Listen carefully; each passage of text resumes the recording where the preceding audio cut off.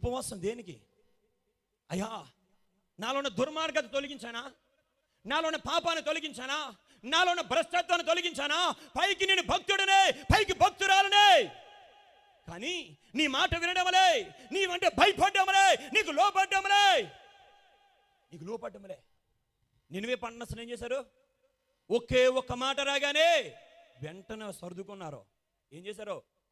బంగారం తీసేశారు, విలువైన వస్త్రాలు తీసేశారు. ఏం చేశారు? గోనె పట్ట కట్టుకున్నారు. ఆమేన్. నువ్వేం చేయాలా?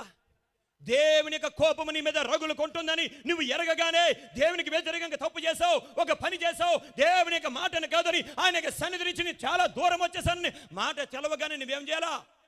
తగ్గించుకొని ప్రార్థన చేయాలా? మరి వాళ్ళకి వాక్యం తెలియదు. నినివే వారికి, నీకు తెలుసు. నినివే వారికి ఆరాధన తెలియదు, ప్రార్థన తెలియదు, పాటలు తెలియదు.